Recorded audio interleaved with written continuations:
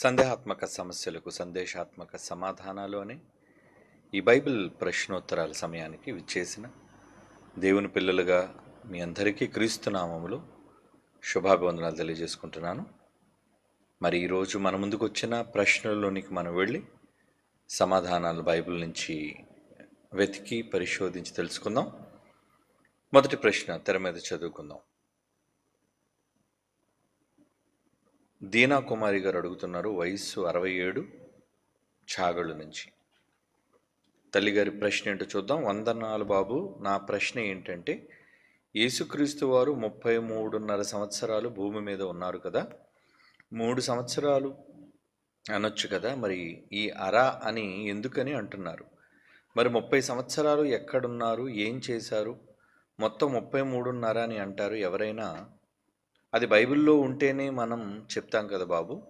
మరి 33 సంవత్సరాలు అని ఎక్కడ ఉంది? నాకు కొంచెం వివరించగలరు బాబు. మీరైతే నాకు సరిగ్గా వివరిస్తారని నేను మీకు ఈ ప్రశ్న రాస్తున్నాను బాబు. వందనాలు. వందనాలమ్మా. దీనా కుమారి గారు అడుగుతున్న ప్రశ్నను బట్టి, యేసుక్రీస్తు వారి పుట్టుక, ఆయన మరణం, మధ్యనున్న జీవితకాలం, సర్వసాధారణంగా క్రైస్తవ్యం అందరూ కూడా పిలిచే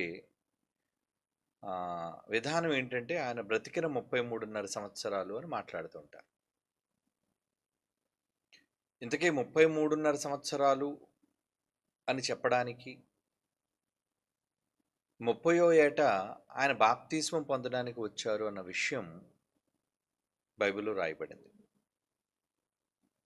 బైబిల్లో యేసుక్రీస్తు వారు ఏ ఏట ఆయన బాప్తిస్మం పొందడానికి వచ్చారు, బాప్తిస్మం ఇచ్చి యోహాను గారి దగ్గరికి అన్న విషయాన్ని మనం చూడగలిగితే,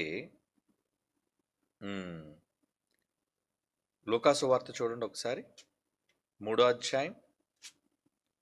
లూకాసు వార్త 3వ అధ్యాయం 23వ వచనమా? లూకాసు వార్త 3వ అధ్యాయం 23వ వచనం చూడండి ప్రియులారా. యేసు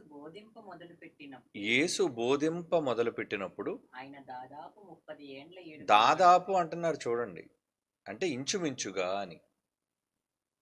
పరిశుద్ధాత్మ దేవుడు ఆయన వయస్సును నిర్ధారిస్తూ క్రీస్తు యేసు వారు పరిచర్య, సేవకు ఆయన వచ్చిన ఆ సంవత్సరం ఇంచుమించుగా, ఖచ్చితమైన ఏజ్ కాదు కదండి. అంటే ఇన్ని నెలల, ఇన్ని సంవత్సరాల, ఇన్ని రోజులు అని చెప్పటం లేదు. దాదాపుగా సుమారు ఆయన వయస్సు ఇంచుమించు ఎంత ఉంటుంది అంటున్నాడు? 30 ఏళ్ళు. ఏమండి? అంటే ఆయన బాప్తిజం పొందడానికి వచ్చినప్పటికీ 30 ఏళ్ళు అయినప్పుడు, క్రైస్తవ్యం అంతా 33.5 సంవత్సరాలు అని అంటున్నప్పుడు, ఈ అర కోసం ఆవిడ అడుగుతున్నారు. ఈ అర అంటే ఈ అర్ధకాలం అనేది ఏంటి, బైబిల్లో దీనికి సంబంధించిన వివరణ ఏంటి అని ఆ తల్లి అడుగుతుంది. ఇక్కడ మనం గుర్తించాల్సిన విషయం ఏంటంటే, యేసుక్రీస్తు గారి డేట్ ఆఫ్ బర్త్ మనకు తెలీదు. ఎలా అంటారా? అంటే లోకం అంతా December 25 అంటుంది కదా, అంటే అవి కేవలం హిస్టోరియన్స్, చరిత్రకారులు లెక్కల ప్రకారంగా శకం అన్నది ఆయనతో ఆరంభమైంది కనుక, మరి ఆయన పుట్టుక December 25 అన్నట్లుగా వాళ్ళు చెబుతారు. నిజానికి బైబిల్లో ఎక్కడా కూడా ఆయన పుట్టిన తేదీ అయితే రాయబడలేదు, నెల కూడా రాయబడలేదు. ఇశ్రాయేలీలకి యూదుల క్యాలెండర్ ఉంది. అప్పటికి యేసుప్రభు వారు జన్మించినప్పటికీ ఇశ్రాయేలీల వారికి యూదుల క్యాలెండర్ అనేది ఉండేది. దానికి కూడా నెలలు ఉంటాయి, నిస్సాను, అబీబు అని. అయితే మరి ఏ నెలలో ఆయన జన్మించాడు అది ప్రస్తావించలేదు. కనుక ఇక్కడ మనం ఆలోచించాల్సిన విషయం ఏంటంటే, లైట్ ఆపే.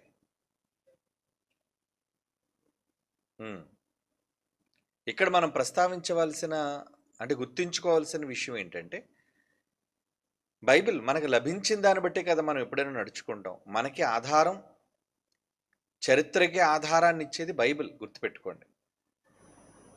చరిత్రకి ఆధారాన్ని ఇచ్చేది బైబిల్. కైసర్ ఔగుస్తు కాలంలో యేసుప్రభు వారు జన్మించినట్లుగా మనకు తెలుసు. ఎందుకంటే ప్రజాసంఖ్య వ్రాస్తున్న దినాలలో అని బైబిల్లో రికార్డ్ అయ్యింది. అది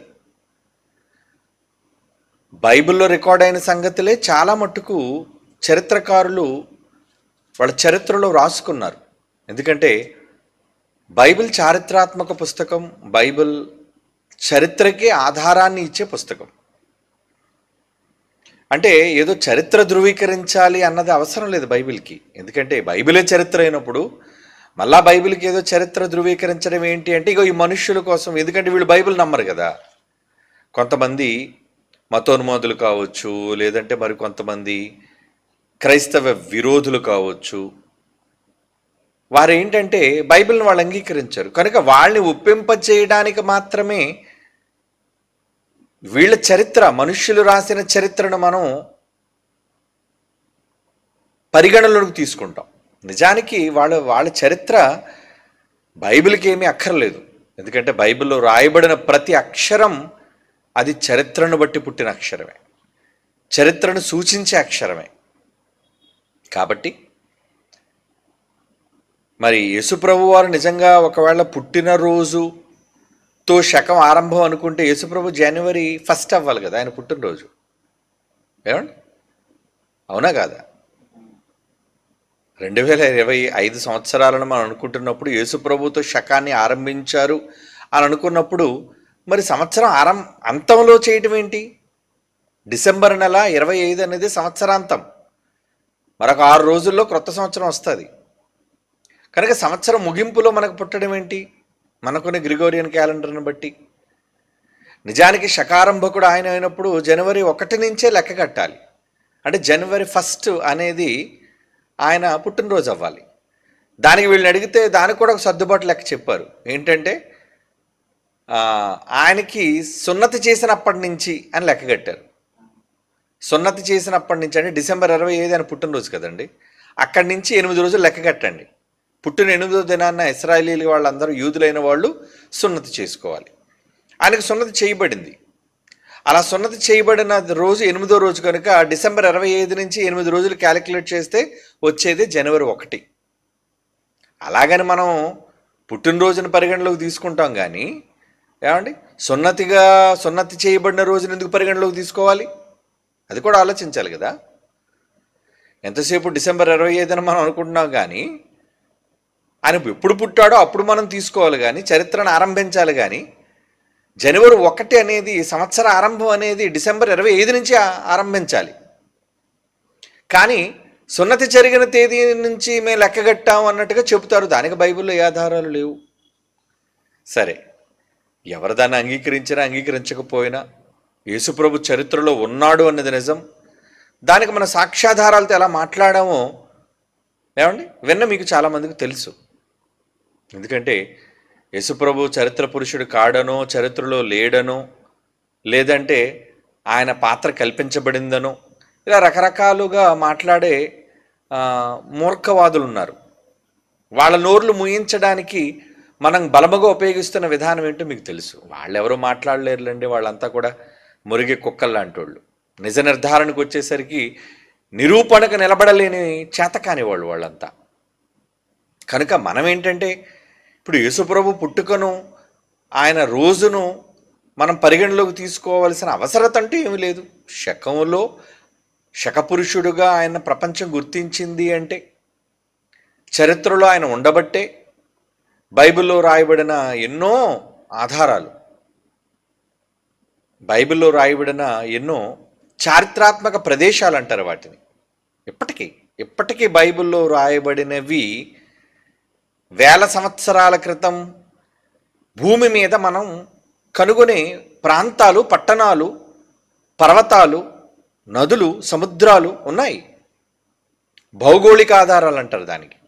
ఎర్ర సముద్రము క్రీస్తుపూర్వం ఎప్పుడో 1500 సంవత్సరాల కాలంలో అండి మోషే గారి నాయకత్వంలో జరిగిన సందర్భం. మరి ఎర్ర సముద్రం అని దేవుడు ఆ రోజు రాయించాడు అంటే ఉందనా లేదనా? ఈ రోజుకి ఉంది ఎర్ర సముద్రం. ఏమండి? మరి వ్రాయబడిన కొండలు, ప్రదేశాలు, గ్రామాలు ఇప్పటికీ చరిత్రలో భౌగోళికంగా అవి రుజువులుగా, సాక్ష్యాలుగా నిలబడుతున్నాయి, లేవనడానికి లేదు. కాబట్టి ఏదో మొండిగా వాదించడానికి తాను పట్టుకున్న కుందేలుకు మూడే కాళ్ళు అన్నట్టుగా మీరు ఎన్ని చెప్పినా సరే యేసుప్రభు చరిత్ర పురుషుడు కాడండి, బైబిల్ ఆధారం లేని గ్రంథం అని అనుకునేవ్వండి. బైబిల్ అనేది మనకి ఆధారాలు ఉన్నా లేకపోయినా అదొక పవిత్రమైన, ఆధ్యాత్మికమైన, మహాలోకానికి, పరలోకానికి నడిపించే ఒక ఆధ్యాత్మిక గ్రంథంగా భావిస్తాం మనం. ఈ లోకంలో రుజువులు ఉండాలా దానికి?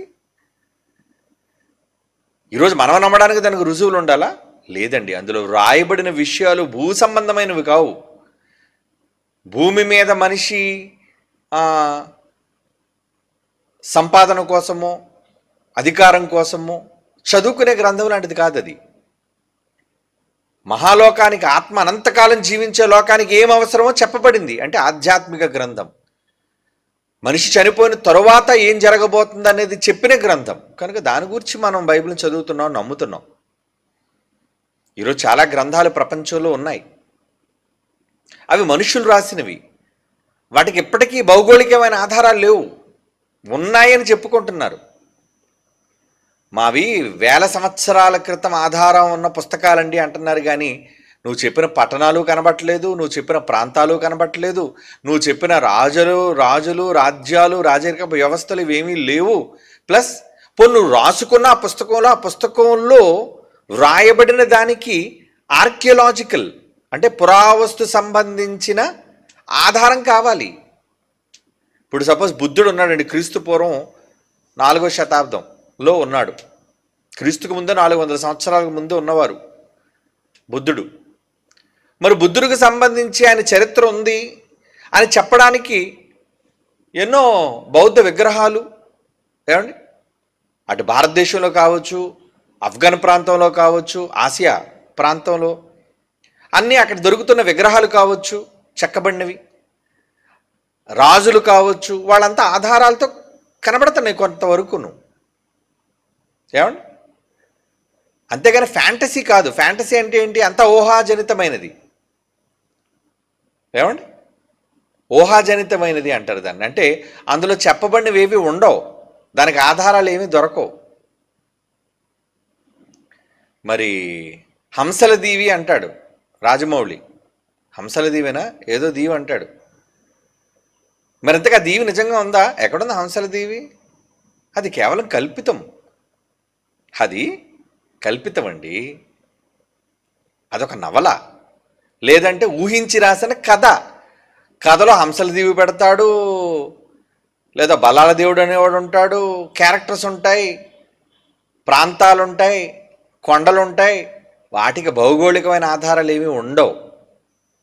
కనుక మాది వేల ఏళ్ల నాటి చరిత్ర అని ఒకళ్ళు ఎవరు చెప్పుకున్నా, నువ్వు చెప్పుకున్న చరిత్రకి ఏం కావాలి? భౌగోళికమైన పురావస్తు సంబంధించిన ఆధారాలు కావాలి. వేల సంవత్సరాల క్రితం ఆధారాలు. ఈరోజు మనం ఈజిప్షియన్ మమ్మీస్ అని అంటున్నాం. ఎందుకు మనం నమ్ముతున్నాం? వాళ్ళు రాయబడినవి మాత్రమే కాదు, ఇప్పటికీ వాళ్ళ తాలూకా పిరమిడ్స్ కనబడుతున్నాయి మనకి, సమాధులు, కట్టడాలు, అవన్నీ ఆ ప్రాంతాలు మనకు కనబడుతున్నాయి. ఆ రాజుల పుస్తకాలు మనకు దొరికాయి. ఏమండి? వాళ్ళ సమాధులు మనకు తవ్వకాలు కనబడుతున్నాయి. మరి లేదని మనం ఈజిప్షియన్ సివిలైజేషన్ లేదని ఎలా చెప్పగలం? మొట్టమొదటి నాగరికత నైలు నది నాగరికతని చెప్పగలుగుతున్నారు అంటే అవును, నైలు నది ఉందా? ఉంది. మధ్యధరా సముద్రం దగ్గర నుంచి ఉందది. ఖండాలను విడదీసేదిగా ఉందది నైలు నది. లేదని ఎలా చెప్పగలరు? పురావస్తు సాక్ష్యాలు ముఖ్యం కనుక ఒప్పుకోవాలి. అంటే నువ్వు పుస్తకంలో రాసిన దానికి ఏదైనా పుస్తకంలో ఒకళ్ళు రాత ఉంటే ఆ వ్రాతకు సంబంధించిన సాక్ష్యం బయట ఉండాలి. అప్పుడు దాన్ని అంగీకరించవచ్చు, ధృవీకరించవచ్చు. చాలా పుస్తకాలకి లేవు, కానీ గొప్ప అనుకుంటున్నారు. అనుకోనివ్వండి. కానీ బైబిల్ అలాంటిది కాదు. బైబిల్లో వ్రాయబడిన అనేక సందర్భాలు, మెజారిటీ కొండలు కానీ, గుట్టలు కానీ, సముద్రాలు కానీ, నదులు కానీ, ప్రాంతాలు కానీ, గ్రామాలు కానీ, పట్టణాలు కానీ, రాజులు కానీ, పేర్లు కానీ, చరిత్ర కానీ, ఎప్పుడో అహష్వేరోషు చరిత్ర, ఎప్పుడో మాదీపారసికుల చరిత్ర, ఎప్పుడో నెబుకద్నెజరు చరిత్ర, ఇవన్నీ బైబిల్లో లేవా? ఇవన్నీ ఈరోజు యూరోపియన్ హిస్టరీ, వరల్డ్ హిస్టరీలో లేవా? ఉన్నాయి. ఒప్పుకోవాలి ఎవడైనా. బైబిల్లో రాయబడిందండి నెబుకద్నెజరు కానీ చరిత్రలో లేడండి అంటే కదా. బైబిల్లో నెబుకద్నెజరు ఉన్నాడు, మరి చరిత్రలో ఉన్నాడా? ఉన్నాడు. అహష్వేరోషు ఉన్నాడా? బైబిల్లో ఉన్నాడా? చరిత్రలో ఉన్నాడా? ఉన్నాడు. జెర్క్సీస్ అంటారండి, ఉన్నాడు. కనుక ఒక పుస్తకంలో రాయబడినది ధృవీకరించాలి అంటే బయట సాక్ష్యం దొరకాలి. అలాంటి సాక్ష్యాలకు ఆధారమే బైబిల్. మరి అలాంటి బైబిల్ మనకి ఏం చెప్పింది? యేసుప్రభు పుట్టాడని చెప్పింది, పుట్టిన ప్రాంతాలు, పుట్టిన పరిస్థితుల్లో ఏలుతున్న సామ్రాజ్యాలు, రోమా ప్రభుత్వ కాలం, కైసర్ ఔగుస్తు కాలం. కనుక యేసుప్రభు శకానికి, ఔగుస్తు పాలనకి, తర్వాత తిబెరి కైసర్ రావడానికి ఇవన్నీ కూడా లింక్స్.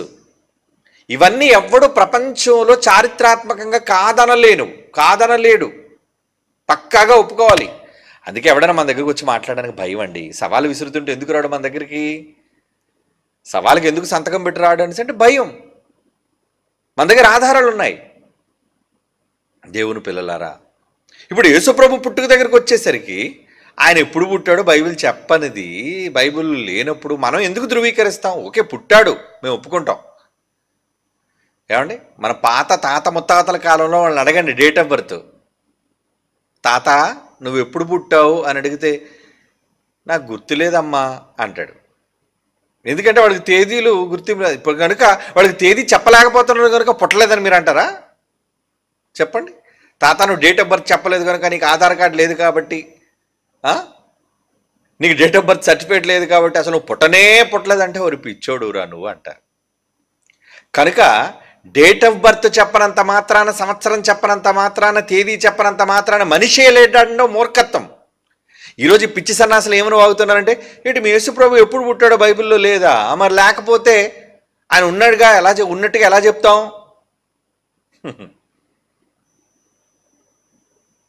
ఏమండి, బైబిల్లో మాత్రమే కాదండి, చాలా ప్రపంచ చరిత్రలో చాలామంది యొక్క పుట్టుపూర్వోత్తరాలు ఉండవు. చరిత్రలో వాళ్ళు ఉన్నారు. ఏదో మనకు తెలిసిన ఒక 400, 500 సంవత్సరాలు, 700 సంవత్సరాల వరకు కొంతవరకు ఏమంటే ఎవరెవరు ఎప్పుడు పుట్టారు, ఏంటి, ఏ సంవత్సరంలో పుట్టారు, ఎప్పుడు చచ్చిపోరు, ఇవన్నీ రాతపూర్వకంగా ఉంటే మనం నమ్ముతాం. అలాగని లేని వాళ్ళు చాలామంది ఉన్నారు. అందుకే మన తాతల గురించి చెప్పాను. మన తాతలకి, మన ముత్తాతలకి వాళ్ళకి పుట్టినరోజులు తెలియవు. ఎప్పుడు పుట్టావు అనేసి అంటే ఎప్పుడోరా అప్పుడు చైనాకి ఇండియాకి యుద్ధం జరిగినప్పుడు అనుకుంటాను రా నేను పుట్టింది అంటాడు. అవునా? లేదంటే ప్లేగు వ్యాధి భయంకరంగా వచ్చినప్పుడు అట్రా మా అమ్మ నన్ను కన్నాది, మరి చెప్పింది నాతో ఇలాగని. కనుక వాళ్ళ తేదీ తెలియనంత మాత్రాన లేడు, పుట్టలేదు అన్నది ఎంత మూర్ఖత్వమో, యేసుప్రభు జన్మదినం తెలియనంత మాత్రాన యేసుప్రభు లేడనడం కూడా అంత మూర్ఖత్వం. కాబట్టి ఉన్నాడు. ఎప్పుడు పుట్టాడంటే పుట్టాడు కదా, ఒకరోజు అటు ఇటు దాదాపు. పోనీ డిసెంబర్ 25 అనుకో, లేదు పోనీ జనవరి 1 అంటావా, పోనీ జనవరి 1 అనుకో, పుట్టాడుగా, ఉన్నాడుగా. బైబిల్ ధృవీకరించలేదు. బైబిల్ ధృవీకరించలేనప్పుడు మనం ఏది దాని విషయమై నిర్ధారించి మనం మాట్లాడకూడదు. ఎందుకంటే బైబిలే అన్నిటికీ ఆధారం ఇచ్చే గ్రంథం. అందులో మనకు ఆధారం, ఎవిడెన్స్ దొరకలేనప్పుడు మనం ఎలా స్టాండ్ అవుతాం చెప్పండి? దేని మీదైనా మనుషుల యొక్క వ్యర్థమైన మాటలకి మనం స్టాండ్ అవుతామా? అవలేం కూడా. ఎందుకంటే ఏమో మనుషుల రాతల్లో తప్పుడు ఉండొచ్చు, కానీ బైబిల్ అలా మనుషుల వ్రాతల్లో నుంచి వచ్చింది కాదు కదా. బైబిల్ ఎలా వచ్చింది? దేవుడు వ్రాయించగా వచ్చింది. ఆయన మాటల్లో తప్పిదాలు దొరలవు. చెబుతాడు ఆయన, అవసరం అంటే చెబుతాడు. ఏమండి, కనుక యేసుప్రభు పుట్టాడా అంటే పుట్టాడు. అది నువ్వు డిసెంబర్ 25 అనుకున్నా పర్వాలేదు, జనవరి 1 అనుకున్నా పర్వాలేదు. మొత్తానికి 30 ఏళ్ళు బ్రతికాడు. బైబిల్ మనకి ఎక్కడ చెప్పిందంటే ఔగుస్తు కాలంలో పుట్టాడు, ప్రజాసంఖ్య వ్రాయబడుతున్న దినాలు. అప్పుడు యేసుప్రభు వారు పుట్టారు. మరియమ్మ నిండు చోళాలుగా ఉంది. బెత్లెహేంకి వెళ్ళే మార్గంలో ఆయనకి జన్మనిచ్చింది. ప్లేస్ కూడా చెప్పలేదు. ఏమండి? ప్లేస్ చెప్పాడా? పలానా ప్లేస్ లేదు, ఆ ప్లేస్ లేదు. కనుక ఇప్పుడు మనం ఆలోచించాల్సింది ఏంటి? బైబిల్లో ఒక ఆధారం దొరికింది. అదే ఇందాక లోకాసువార్త 3:23 మీరు చదువుకున్న మాట ఏంటి? 30వ ఏట ఆయన వచ్చాడు, దాదాపు అప్పటికి 30 సంవత్సరాలు అన్నాడా? అంటే అప్పుడు పుట్టేసి 30 ఇయర్సా? ఎస్. అందుకే నేను 10 తలలు 7 కొమ్ములు అనే ప్రకటన గ్రంథం మీద సెమినార్లో ఒక హిస్టారికల్ టాపిక్ మాట్లాడాను. అది నేను మాట్లాడినంత వరకు ఎవరికి తెలియదండి. ఎంత గట్టిగా నేను ఎందుకు చెప్పగలుగుతున్నానంటే, బైబిల్లో అక్కడ చెప్పిన 10 తలలు 7 కొమ్ములు నిజంగా రోమా ప్రభుత్వ కాలంలో వచ్చిన రాజులు, అందులో మధ్యలో వచ్చిన వాళ్ళు, తొందరగా పడిపోయిన వాళ్ళు, బైబిల్ చెప్పింది ఎగ్జాక్ట్గా పిన్ టు పిన్ పర్ఫెక్ట్గా ఉందండి. ఆ మెసేజ్ మీరు వింటే అర్థమవుతుంది. అంటే చరిత్రలో ఉన్న రాజులు, వాళ్ళ టైం లైను, వాళ్ళు ఎప్పుడు పుట్టారు, ఏ రోజు తర్వాత ఏ రోజు వచ్చాడు, ఏ రోజు ఎంతకాలం పరిపాలించడం అనేది రోమా చరిత్ర ఉంది.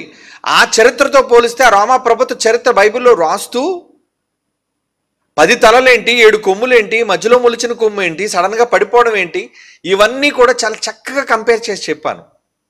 అది హిస్టారికల్ ఎవిడెన్స్తో చెప్పాను. ఎవడు దాన్ని కాదనలేడు. అంటే బైబిల్ నిరూపించే విధానంలో మనం వెళుతున్నాం అలా చెప్పటంలో. కాబట్టి యేసుప్రభు వారు 30వ ఏట వచ్చారు. యేసుప్రభు వారు బాప్తీసం తీసుకోవడానికి వచ్చినప్పటికి కూడా, పుట్టినప్పుడు యేసుప్రభు ఆగస్టు కాలంలో పుట్టాడనేది బైబిల్లో ఉంది.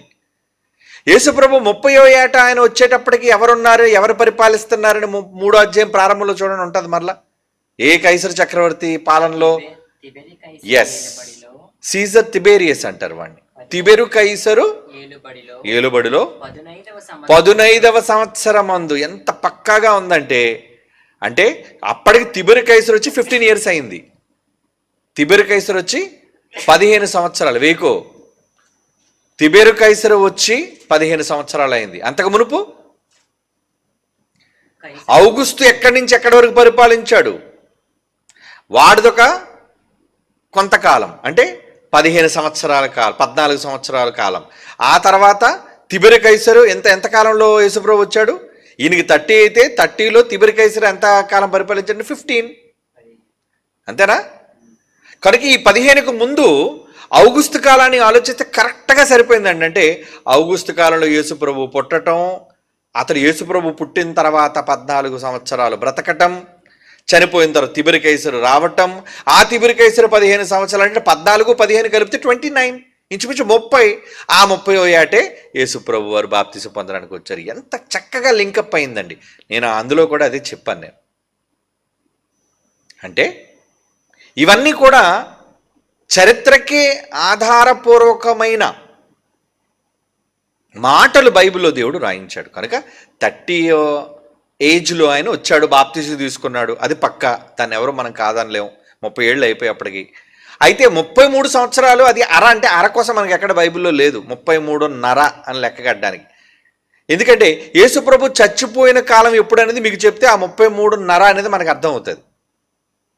ఏమండి?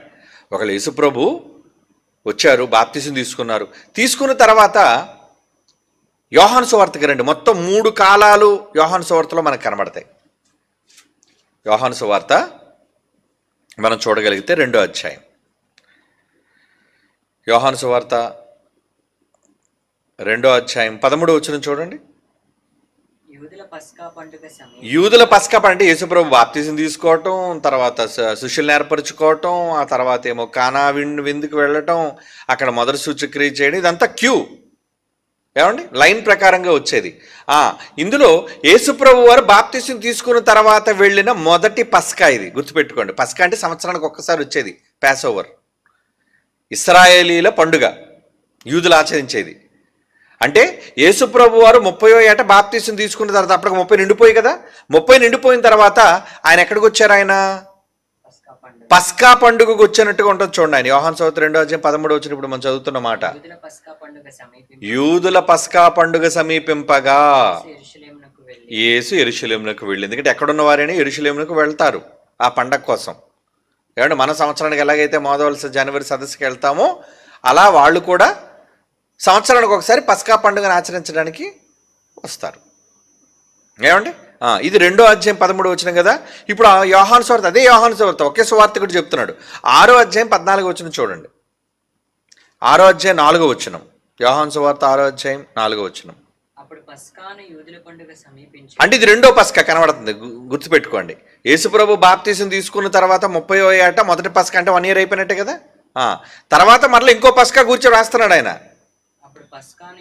అప్పుడు పస్కాని యూదుల పండుగ సమీపించగా అంటే 2వ పస్కా ఇది. ఏమండి? ఇప్పుడు యోహాను సువార్త 11వ అధ్యాయానికి రండి. ఒకే సువార్తికుడు చెప్తున్నాడు. యోహాను సువార్త 11వ అధ్యాయం 55వ వచనం. మరియు యూదుల పస్కా పండుగ సమీపమైంది కనుక, అంటే ఇది 3వ పస్కా. అంటే 3 సంవత్సరాలు గడిచిపోయా. 37 బాప్తిజం తీసుకోవడానికి వచ్చాడు, 3 పస్కాలు గడిచిపోయి అంటే 33. ఏమ్మా? 12వ అధ్యాయం యోహాను సువార్త మొదటి వచనం చదవండి. యోహాను సువార్త 12వ అధ్యాయం మొదటి వచనం. యోహాను సువార్త 12వ అధ్యాయం మొదటి వచనం. కాబట్టి యేసు తాను మృతుల్లో నుండి లేపిన లాజరు ఉన్నాడే, బేతనీయకు పస్కా పండుగకు 6 రోజుల ముందు వచ్చాడటండి. 6 రోజుల ముందు అంటే ఇతను చివరి పస్కాలో చనిపోయారు. అంటే పస్కా అంటే ఏంటంటే బలి పశువు అర్పించబడ్డం, చంపబడ్డం, రక్తం చిందింపబడ్డం. ఈయనే కదా పస్కా పశువుగా మారిపోయాడు. పస్కా గొర్రె బలి పశువుగా మారిపోయాడు ఆయన. కాబట్టి 3 సంవత్సరాలంటే 3 పండుగలు వచ్చేసాయి. ఆ 3వ పండుగలో ఆయన చనిపోయాడు. అంటే 33 సంవత్సరాలు. ఎందుకంటే అక్కడికి రావటం, బేతనీయకి రావటం, అప్పుడే భూస్థాపన నిమిత్తం పాపాత్మురాలైన స్త్రీ ఆయన పాదాలకు అడగడం, ఇవన్నీ ఉంటాయి అక్కడ. 13వ అధ్యాయం మొదటి వచనం. తాను ఈ లోకము నుండి తండ్రి యొద్దకు వెళ్ళవలసిన గడియ వచ్చినదని యేసు పస్కా పండుగకు ముందే ఎరిగినవాడు. అంటే 3 పస్కాలు అయిపోయి 3వ పస్కాలో నేను చచ్చిపోతున్నాను. అప్పటికి 3 years అయిపోయింది. అంటే ఇప్పుడు యేసు ప్రభు ఎంతకాలం బ్రతికాడా మనం రఫ్గా చెప్పొచ్చు. 33 సంవత్సరాలు అని అంటే సరిపోదు. 33.5 అనడానికి అర ఆధారం అంటూ పర్టికులర్గా మనం ఏం చెప్పలేము. దాదాపు అన్నాడు ఆయన. రావడం దాదాపు. ఏమండి? అంటే ఇంచుమించు యేసుప్రభు బాప్తీసం తీసుకున్న తర్వాత 30వ ఏట, ఆ 30వ ఏట తర్వాత ఒక 3 నెలలు గడవచ్చు, 6 నెలలు గడవచ్చు. ఆ తర్వాత ఏమో ఆయన పస్కాక వెళ్ళొచ్చు. అక్కడి నుంచి మరలా లెక్క కట్టుకుంటే ఇంకొక అర అనుకోవచ్చు. ఏమండి? ఇప్పుడు అలాగని అది చెప్పుకోవటం వలన, అనటం వల్ల పెద్ద తప్పేం లేదు. 3 సంవత్సరాలు అయితే మాత్రం పక్కాగా యేసుప్రభు వారు 3 పస్కాలకు వెళ్ళారు ఆయన జీవితకాలంలో. 30వ ఏట తర్వాత సుమా, ముందు చాలాసార్లు వెళ్ళుంటారు లేండి. మనకి బైబిల్లో చరిత్ర లేదనుకోకండి. మరలా ఇదొక ప్రశ్న. చాలామంది చరిత్రకారులు, ఆ ఫిడా హస్సాన్ అనే ఒక దరిద్రుడు ఉన్నాడులేండి, నోతువిచ్ అన్నోడు, కస్టన్ అన్నోడు, కివ్ అన్నోరు కొంతమంది ఉన్నారు. వీళ్ళు ఏమని మాట్లాడారంటే, ఏహో 12వ ఏట వెళ్ళిపోయాడు, 12వ ఏట నుంచి 30వ ఏట వరకు ఎక్కడున్నాడో తెలీదు, అందుకే ఇండియా వచ్చేసాడు, బౌద్ధుల దగ్గర నేర్చుకున్నాడని కొంతమంది కథలు రాశారు. కానీ నిజానికి ఆయన నజరేతుకు వెళ్ళాడు, నజరేతులోనే ఉన్నాడు, నజరేతు నుంచే బాప్తీసం పొందడానికి వచ్చాడు. అంటే టైం లేదు కాబట్టి చూపించట్లేదు. గతంలో కూడా మీకు చెప్పాను. ఆయన 12వ ఏట దేవాలయం నుంచి తల్లిదండ్రులు వెతుక్కుంటూ వచ్చి తాను నజరేతుకి వెళ్ళిపోయి అక్కడ లోబడి ఉండెను అనే పదం ఉంటుంది. చూస్తారా? లూకాసు వార్త 2వ అధ్యాయం చివరి మాటల్లో ఉంటాయి చూడండి. లూకాసు వార్త 2వ అధ్యాయం 47, 48, 51 చూడండి. అంతటా ఆయన వారితో కూడా బయలుదేరి నజరేతుకు వచ్చి లోబడి ఉండను. లోబడి ఉండను అంటే ఊరి మీద ఆవరాగా వెళ్ళిపోయాను కాదు అక్కడ. ఏమండి?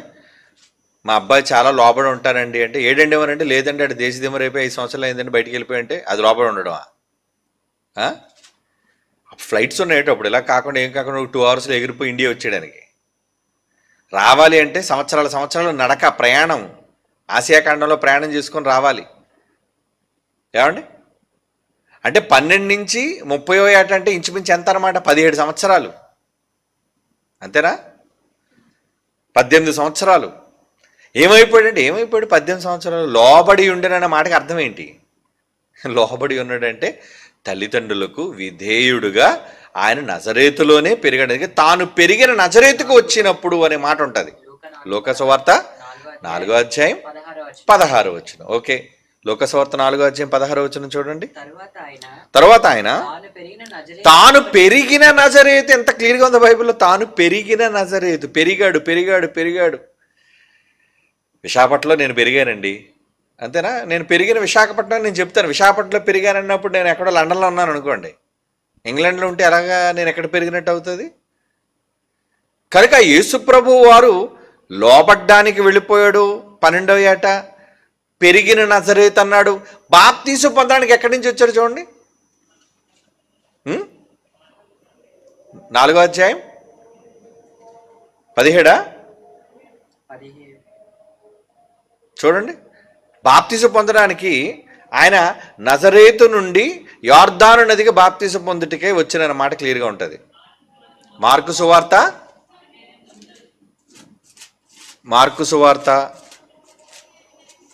18వ అధ్యాయం, మొదటి అధ్యాయం క్షమించండి, 9వ వచనం. ఎస్, మొదటి అధ్యాయం 9వ వచనం. ఆ దినములలో యేసు గలిలయలోని నజరేతు నుండి వచ్చి యోర్దానులో యోహాను చేత బాప్తిస్మము. ఎంత బాగుందండి బైబిల్ చక్కగా. ఏమైపోయిందని పనికిరాని సన్నాసులు అందరూ కూడా యేసుప్రభు లేడు, యేసుప్రభు లేడు, ఏమైపోయాడు ఏమైపోయాడు ఏమైపోయాడు. ఏమైపోతాడు? ఏమండి? యేసు ఇప్పుడు చివరికి పిలాతుకి అర్థమైంది. పిలాతు రాయించాడు యేసుప్రభు మీద పై విలాసం రాయించాడు. ఏమని? అందులో ఏమని రాయించాడు?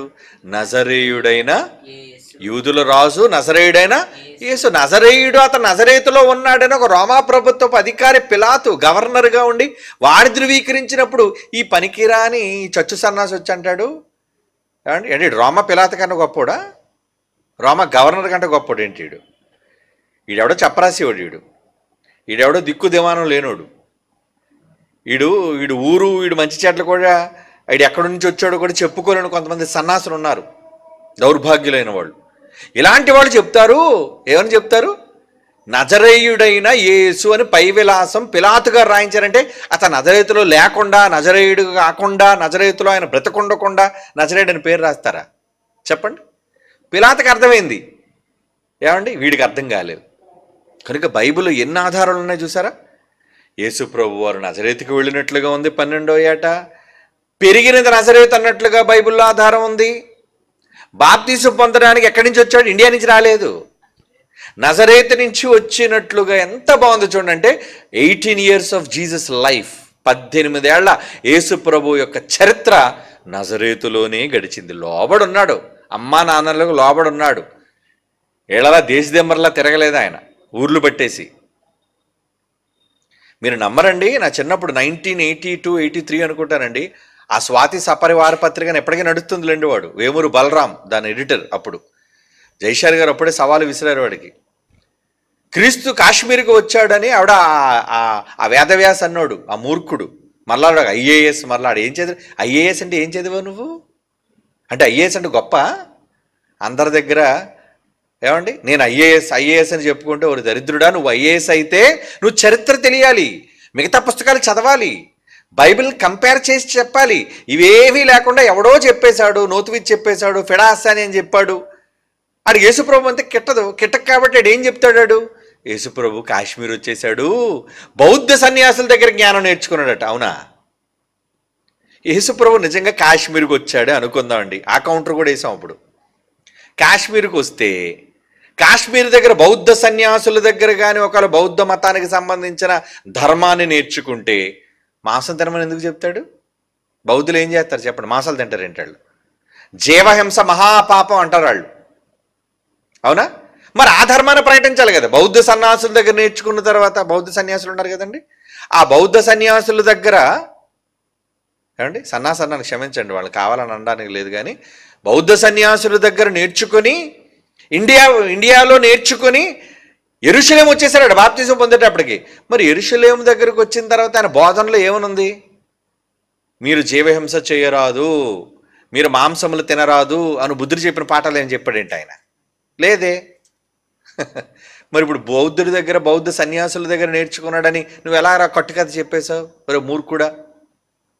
అంటే ఇవన్నీ అంటే ఏంటంటే అండి, యేసుప్రభు అంటే కెట్టనోడండి. ఆడికి యేసుప్రభు అంటే పడదు.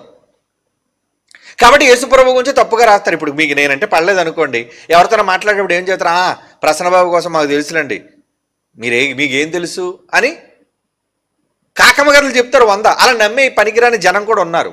ఏమండి, యేసుప్రభుని గురించే తప్పుడు నమ్ముతున్నగా లేదు, నా కోసం చెప్తే నమ్మకపోవడానికి పెద్ద విచిత్రం ఏమీ లేదండి.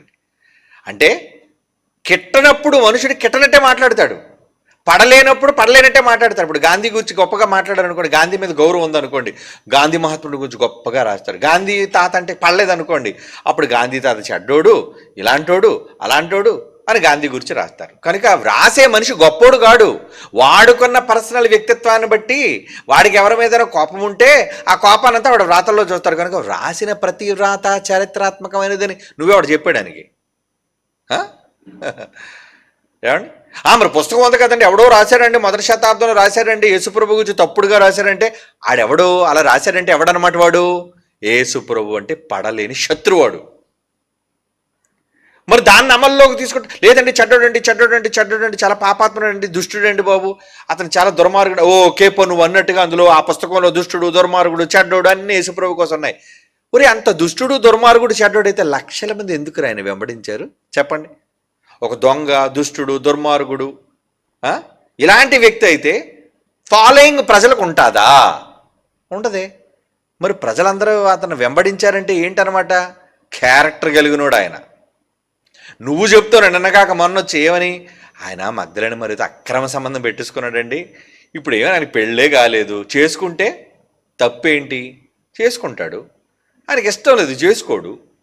ఏమండి, మన దేశ ప్రధాని కాదండి, రాష్ట్రపతిగా చేశాడు సైంటిస్ట్ ఎవరైనా, అబ్దుల్ కలాం, ఏపీజే అబ్దుల్ కలాం. పెళ్లి చేసుకోలేదంటే ఎందుకు చేసుకోలేదు? ఆయన వెళ్ళి అడిగి ఎందుకు చేసుకోలేదు? ఆయనకు నచ్చలేదు పెళ్లి చేసుకోవటం. పెళ్లి చేసుకోలేదు కాబట్టి ఆ రోజు తిరిగిన అమ్మాయిలతోని, ఆ రోజు తిరిగిన కూర్చొని ఫోటోలు తీసుకున్న వాళ్ళతో అందరూ అక్రమ సంబంధం అంటగట్టేస్తావు నువ్వు. నీలాంటి మరి నువ్వు పచ్చకావర్లోడు కాబట్టి ఏ అమ్మాయి ఒక అబ్బాయితో మాట్లాడుతున్న వెంటనే నువ్వు ఎలాగనేసుకుంటావు? ఏంటి అక్రమ సంబంధం, ప్రతిదీ అక్రమ సంబంధం. ఎందుకంటే నువ్వు అక్రమమైన వాడివి, నీ బుద్ధి వక్ర బుద్ధి, నీకు ఎప్పుడు బూతు తప్ప నీ మనసుకి ఇంకోటి రాదు. కనుక బూతు నీ మనస్సులో ఉంది. బూతు యేసుప్రభు చరిత్రలో, జీవితంలో లేదది. ఏమండి, చరిత్ర కోసం అంటే ఇదంతా ఏంటంటే వాదనండి. క్రీస్తు తరపు న్యాయవాదన అంటే ఊరకనే మాట్లాడడం కాదు కదా, కౌంటర్లో మాట్లాడతాను నేను ఏదైనా సరే. నువ్వు యేసుప్రభు కోసం నేరాలు వేసేస్తున్నావు అనేసి అంటే, ఆ రోజు అలా రాశాడు అండి ఎవడనేసి అంటే, మంచి రాసిన నేను తీసుకొస్తాను. ఇప్పుడు ఎవడ ఆమోదిస్తాను? మంచిగా రాసిన 100 పుస్తకాలు ఎక్కడ ఉన్నాయి? పనికిరాని చెత్త పుస్తకం ఒకటి ఉంది. పోనీ మెజారిటీ బట్టి ఆలోచించిన 100 పుస్తకాలు మంచిగా రాసిన 100 నువ్వు అమల్లో తీసుకుంటావా? ఎవడో రాసిన శత్రువుగా తీసుకొని ఒక పుస్తకాన్ని నువ్వు అమల్లో తీసుకుంటావా? కనుక వాదనకు దిగాలి ఎవడైనా సరే, ఒప్పుకోవాలి. యేసుప్రభు చెడ్డడను ఊరకనే గాలిమాట చెప్పేస్తే కుదరదు. క్యారెక్టర్ లేనోడండి అని అంటే కుదరదు. ఆయన ఇండియా వచ్చేసారంటే కుదరదు. మళ్ళీ ఇక్కడ పాదాలు చూపించారండి. అప్పుడు ఆ స్వాతి వేమూరు బలరాం ఆ పత్రికలను ఫోటో వేశారండి పాదాలు. ఆ పాదం ఎంత ఉందో తెలుసండి, రాక్షస పాదాల్లాగా ఉన్నాయండి. ఆయన రాక్షస పాదాలు లాంటివి యేసుప్రభుకు ఉన్నాయా? మామూలుగా ఏ మనిషి అయినా 6 అడుగులు ఉన్న మనిషికి ఏంటంటే సర్వసాధారణంగా మనకున్న పాదాల సైజే ఉంటుంది. మరలా దేని మీద తెలుసండి, అచ్చు ఇప్పటికీ కూడా కాశ్మీర్లో ఉందట. ఏమండి, రాతి మీద ఉందటండి. రాతి మీద పాదాల? ఏదో నువ్వు రాయి మీద నిలబడి చూద్దాం, పాదాలు వచ్చేస్తుందేమో. అంటే ఎంత ఫూల్ ఎవడైనా యేసు పాదాలు అని చెప్పడానికి ఒరే పిచ్చోడా, యేసుప్రభు పాదాలంటే ఎవడైనా ఉలితో చెక్కాడా? పోనీ ఉలితో చెక్కినట్లేవండి, చెక్కినట్లేవై. అంటే చూసారు, అప్పుడప్పుడు ఏదో విధంగా కొన్ని ఏర్పడుతున్నప్పుడు ఏమనుకుంటుంటారంటే భౌగోళికంగా, ఇప్పుడు సపోజ్ రాయి ఉందనుకోండి, ఎక్కువగా దొర్లి నాని ప్రవాహ జలాల్లోని ఏట్లోని ఆ రాళ్ళు దొర్లి గుండ్రంగా అయిపోతాయి. బంతి అంటావు దాన్ని, ఎవడని చెక్కాడంటావా? అవి నీరు పారి అది ఏమైందంటే ఆఖరి గుండ్రం అయిపోయింది. అంతేగాని ఎవడ చెక్కలేదు దాన్ని. అప్పుడప్పుడు మేఘాల్లో చూసినప్పుడు యేసుప్రభు ఇలా నేను పిలుస్తున్నట్టు ఉంటుంది. యేసుప్రభు నిజంగా పిలుస్తున్నాడా నిన్ను? నీకు అలా కనిపించింది అంతే, అలా ఫామ్ అయింది. అది అలా ఫామ్ అయింది అంటే యేసుప్రభు నిన్ను మాత్రమే పిలిచాడు అనమాట. ఇండియా మీదకి వచ్చి రానాయన, నా ఫోటో చూసావు కదా నువ్వు రాని. మనం ఏదో వార్త చూసానులేండి, ఎవరో ఎగురుతున్నట్టే విమానంలోంచి యేసుప్రభు ఫోటో తీసిందట. ఈ పనికిరాని చెత్త మాటలన్నీ, ఈ కల్లబొల్లి కబుర్లన్నీ కూడా చెవులో పూ పెట్టుకున్నోడు ఎవడైనా ఉంటే ఆడికి చెప్పాలి. ఏమండి? అంటే ఇలాంటి దద్దమ్మ మాటలు చెప్పి ఏదో పబ్బం గడుపుకునేవాళ్ళు వీళ్ళంతా కూడా. ఇవన్నీ అబద్ధాలు. అబద్ధాలు కాదు, సాక్ష్యాలు కావాలి, నిజాలు కావాలి. దేనికైనా ఎవిడెన్స్, ప్రూఫ్. ఒక కోర్టు దేనైనా నమ్మాలి అంటే ప్రూఫ్ ఏది, విట్నెస్ ఏది అని అడుగుతాడు, న్యాయమూర్తి అడుగుతాడు. అలాంటిది యేసుప్రభు కోసం, బైబిల్ కోసం నువ్వు తప్పుగా ఒక మాట మాట్లాడేయడం కాదు. ప్రూఫ్ ఏది? ప్రూఫ్ ఏది? నాకు వస్తే నా దగ్గరికి వచ్చి అడిగాడు అనుకోండి, ముందు ప్రూఫే అడుగుతానండి. ఆడు ప్రూఫ్ చూపించలేడు కదా, చుక్కలు కనబడతాయి ఆడికి. ఆడెక్కడి నుంచి తీసుకొస్తాడు ప్రూఫ్స్? కాబట్టి యేసుక్రీస్తు వారు పాదాలను ఏదో రాతి ఏవో పాదం ఆకారంలో 2 ఉన్నంత మాత్రం యేసుప్రభు వచ్చాడట, అక్కడ నిలబడ్డాడట. ఆ నిలబడ్డం వల్లట అక్కడ రాతి మీద ఆయన ముద్రలు ఏర్పడిపోయాడండి. ఇలాంటి కథలన్నీ కూడా రాసి, అంటే వాడు పత్రిక సర్క్యులేషన్ పెంచుకోవడానికి ఆ రోజు వాడు చేసిన ఒక చెత్త ప్రసారం అది.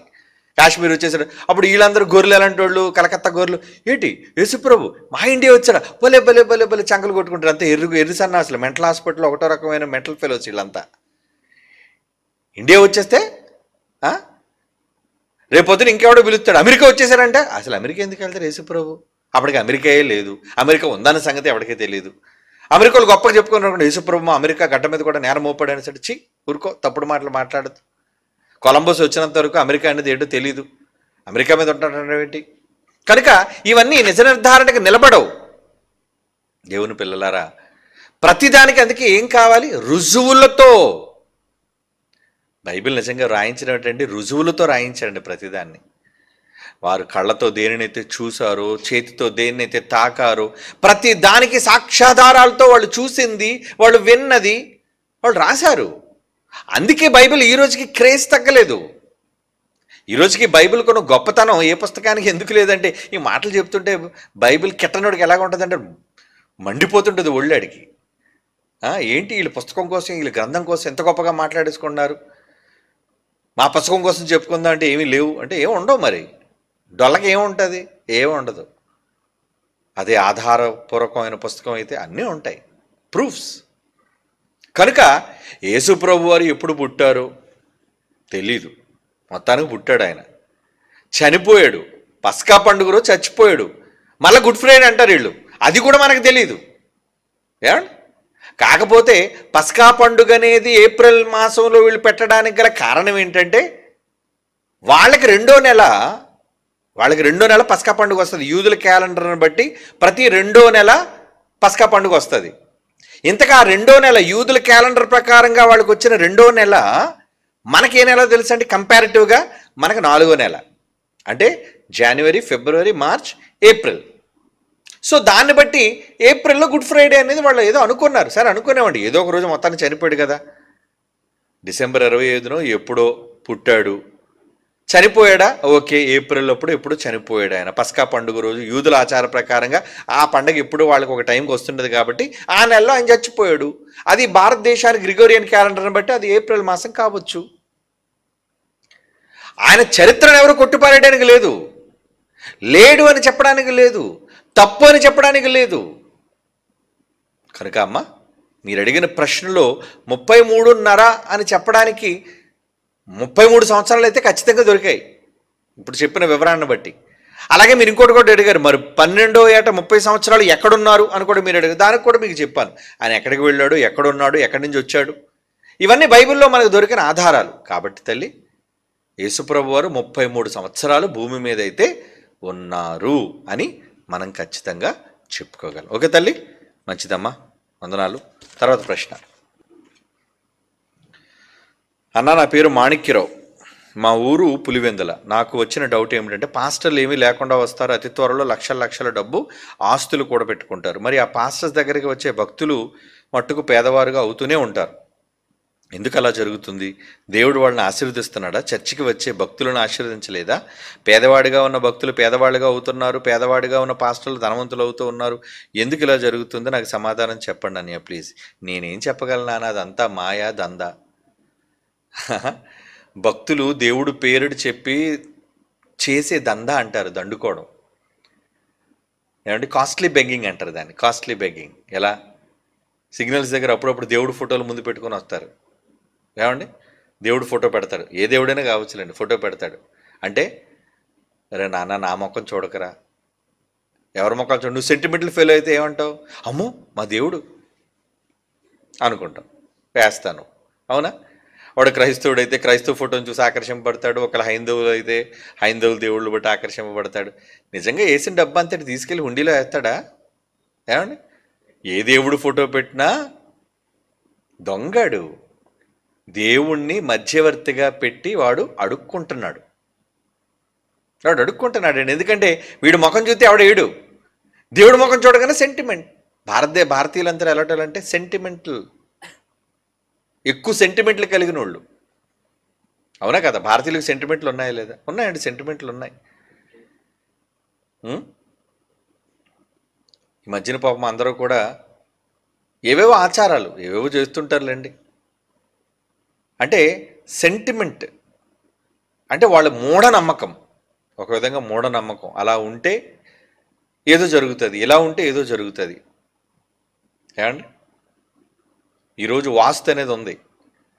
నిజంగా వాస్తు కోసం అండి పెద్ద పెద్ద కట్టిన వాటిని కూడా పడగొట్టేసి కూలదోసుకొని ఉన్నాయండి. అది నమ్ముతారు భారతీయులు. సరే, అది వాళ్ళ నమ్మకం. మరి ఇప్పుడు విదేశీయులందరూ కూడా వాళ్ళు ఏ వాస్తులు పాటిస్తున్నారని, ఈశాన్యం దగ్గర గొయ్యి ఉండాలని, ఏమండి ఈశాన్యం దగ్గర లోతు ఉండాలని. మన వాళ్ళందరూ ఈశాన్యంలో కదండి నూతులు తవ్వుతారు లేదా బోర్లు కొట్టిస్తారు. మరి విదేశాలు చూడండి, ఎక్కడైనా ఈశాన్యం చూసి బోరు కొడతారు వాళ్ళు. ఎక్కడ చూడండి ఆకాశాన్ని అంటే అందమైన అందమైన అద్దాలతో కూడిన మేడలు, 100-200 అంతస్తులు. అవునా? చైనా అది అసలు దేవుడినే నమ్మదు. మరి చైనా ఎంత బాగా డెవలప్ అయిపోయింది. మరి వాళ్ళు ఏమి పాటించరు ఇవన్నీని. వాళ్ళు ఏమి పాటిస్తారా? ఎవరినైనా పిలిపించి, బాబు ఇక్కడ ఈశాన్యం ఎటువైపు ఉందో చూడు బాబు, అక్కడ ముందు బోరు కొట్టించండి బాబు. ఇక్కడ బోరు కొట్టించిన మనమేమో అప్పుల పాలు అయిపోయి ఉన్నాం. ఏ వాస్తు పాటించకుండా అద్దాల మేడలు కట్టేసి కోట్ల రూపాయలు గడించేసి అగ్రరాజ్యాలుగా మారిపోయిన వాళ్ళు ఉన్నారు. అంటే ఇప్పుడు నమ్మకం మనలో ఉందా వాళ్ళలో ఉందా? మూఢనమ్మకం అనేది మనలోనే ఉంది. విదేశీయులకి ఎక్కడుందండి ఇటువంటివన్నీ కూడా? వాస్తు అనేది మనలో ఒక శాస్త్రం. మరి శాస్త్రానికి కలిగిన భారతదేశంగా పెద్ద దేశంగానే ఉంది. ఏ వాస్తు శాస్త్రాలు లేని విదేశీయులు, యూరోపియన్ దేశాలు కావచ్చు, పాశ్చాత్య దేశాలు కావచ్చు, ఆసియాలోని అమెరికా లాంటి, రష్యా లాంటి దేశాలు కావచ్చు, క్షమించండి చైనా, రష్యా లాంటి దేశాలు కావచ్చు, ఆసియాలో ఉన్నాయి. మరి వీళ్ళెవరు వాస్తును పాటించరే? వాళ్ళు అగ్రరాజ్యాలుగా గొప్పగా ఉన్నారు. నువ్వు అభివృద్ధి అనేది శాస్త్రాన్ని బట్టి వచ్చేది కాదు. నువ్వు ప్రజల సంక్షేమం కోసం ఆలోచించి చేసేది ఏదైనా ఉంటేనే అభివృద్ధి. అభివృద్ధి అంటే ఏంటి? ఏ ప్రభుత్వం అయినా ప్రజలకు మంచి చేసేదై ఉండాలి, ప్రజల యొక్క మేలు కోరేదై ఉండాలి. అవునా? మనోళ్ళు మతానికి ఇచ్చినంత విలువ ఏమండి మన దేశంలో మతం అనగానే స్పందించినంత వేగంగా, కులం అన్నదానికి స్పందించినంత వేగంగా అభివృద్ధి అనేసరికి వాళ్ళు స్పందించరండి. ఎందుకంటే ప్రతి దానిలోనూ కూడా ఏంటి? మతతత్వం, కులతత్వం. అవునా? ప్రతి దానికి మతతత్వం, మతం అనే రంగు. ఎవడైనా పక్కన ఎవడని చెప్పుకుంటా, నువ్వు ఎందుకు ఇక్కడ దేవుడి కోసం చెప్తున్నావు? ఇలా వీళ్ళు కొట్టుకు చచ్చిపోతుంటే ఇక అభివృద్ధి ఎక్కడి నుంచి వస్తా చెప్పండి? చివరికి ప్రభుత్వాలు కూడా ఎలా మారిపోయి అంటే, ఓట్లు అడుక్కునేటప్పుడేమో నేనంతా కూడా సామ్యవాదాన్ని అంగీకరిస్తాను, అందరినీ సంక్షేమం కోసం ఆలోచిస్తానని చెప్పిన వాళ్ళు తీరా అధికారంలోకి వచ్చిన తర్వాత రంగులే మార్చేసి బట్టలు మార్చేసుకున్న వాళ్ళు ఉన్నారు చాలామంది. వాళ్ళ మాట తీరంతా ఎలాంటి మాట తీరుగా మారిపోయింది తెలుసా అండి? మత సంబంధమైన వ్యక్తులుగా మారిపోయారు. ఇంకే ఇలాంటి వాళ్ళు ఏం అభివృద్ధిని సాధిస్తారండి? ఏం సంక్షేమాన్ని తీసుకొస్తారు చెప్పండి? ముందు మతం అనేదాన్ని, కులం అనేదాన్ని పక్కన పెట్టి ముందు మానవత్వంతో ఆలోచించి దైవత్వంతో కూడిన మనస్సు కలిగి నిజంగా పేదవాడిని ఎలాగ అభివృద్ధి పరచాలి అనే మనస్సు ఏ ప్రభుత్వానికైనా ఉంటే అప్పుడు ఆ దేశం ఏమండి మనకంట ఏమంటారు దాన్ని, ప్రజా సంఖ్యలో అత్యధికంగా ఒకప్పుడు ఉన్న చైనా దేశం అగ్రరాజ్యం అయిపోయిందండి. చైనా మనకంటే ఎక్కువ జనాంగం ఇప్పుడు మనమేలేండి. అంటే కోట్ల జనాభా కలిగిన ఒక చైనా దేశం ప్రపంచ దేశాల అగ్రరాజ్యంగా మారిపోయింది ఈరోజు. అగ్రరాజ్యం, డెవలప్డ్ కంట్రీ.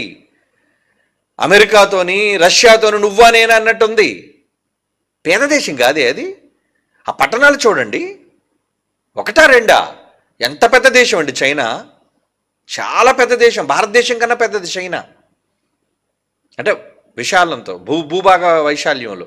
మరి అంత పెద్ద చైనా అభివృద్ధిని ఎలా సాధించగలిగింది?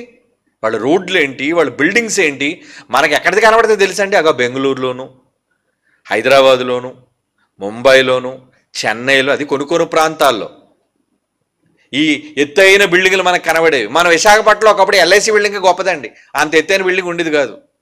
ఏదో నిన్నగాక మొన్న అది కట్టారు, ఏంటది ఆక్సిజన్ టవర్సా ఏమండి?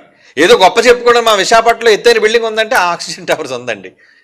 ఈ ఆక్సిజన్ టవర్ కానీ అక్కడికి తీసుకెళ్తే చైనా దగ్గర ఆక్సిజన్ పోయి కార్బన్ డైఆక్సైడ్ వచ్చేది మనకి. ఎందుకంటే అసలు ఆ దేశం కాలు గోటికి సరిపోతాయా ఇక్కడున్న ఈ కట్టడాలు? ఎందుకు సరిపోతాయండి? మరి వారిలా మనం ఎందుకు కాలేకపోతున్నాం? వాళ్ళ దేశంలో దొరికేవేంటి, మన దేశంలో దొరకలేనివేంటి చెప్పండి. భారతదేశంలో నీరు లేదా? భారతదేశంలో చమురు లేదా? భారతదేశంలో బంగారం లేదా? భారతదేశంలో ఐరన్ లేదా? భారతదేశంలో సస్యశ్యామలమైన భూభాగం లేదా? తిండి దొరకట్లేదా? అన్నీ ఉన్నాయే. మంచి నీరు, సాగు, మంచి పంట, వనరులు, అన్ని వనరులు. ఈరోజు భారతదేశం చాలా రత్నగర్భని పేరు ఉండేది కదా. మరి ఎందుకు ఈరోజు ఇలాగా మారిపోయిందంటే గర్భదరిద్రుల వల్ల.